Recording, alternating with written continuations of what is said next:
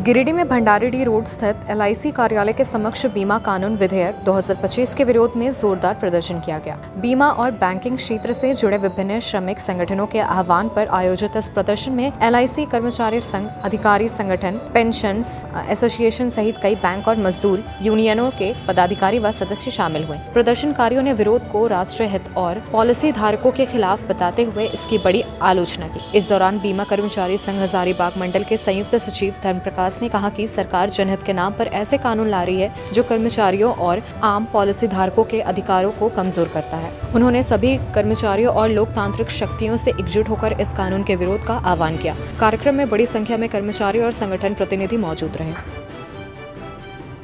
अखिल भारतीय बीमा कर्मचारी संघ के आह्वान पर पूरे देश भर में इंश्योरेंस लॉ अमेंडमेंट बिल 2025, जिसमें बीमा क्षेत्र में प्रत्यक्ष विदेशी निवेश को 74% से 100% करने का प्रावधान है, उसके विरोध में पूरे देश भर में LIC के सारे कार्यालय में आज गेट मीटिंग किया जा रहा है। और इस मीटिंग में बैंकिंग सेक्टर के तमाम trade union, all India bank employees association, bank employees federation of India, NCBE, इसके अलावा CITU, BSSR यूनियन, तमाम ट्रेड यूनियन इस स्ट्रगल में हमारे साथ हैं।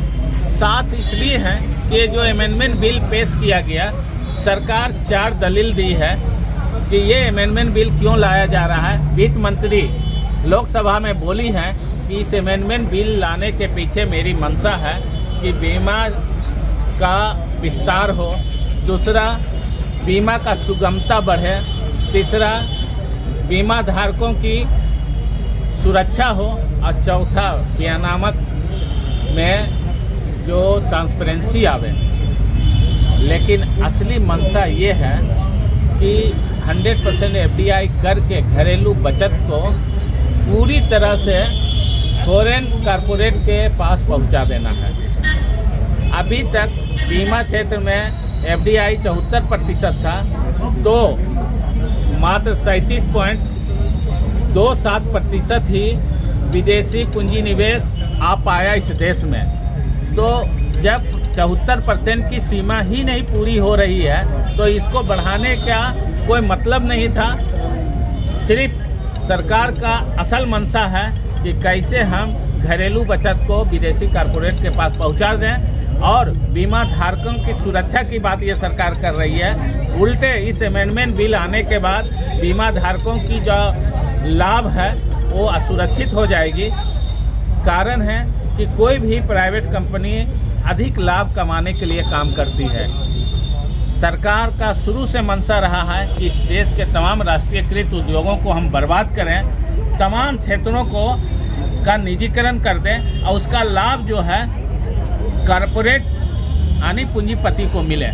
इसलिए हम लोग तमाम लोग मिल करके इस अमेंडमेंट बिल का विरोध कर रहे हैं और केंद्र सरकार से मांग करते हैं कि immediate insurance law amendment bill 2025 को वापस लिया जाए।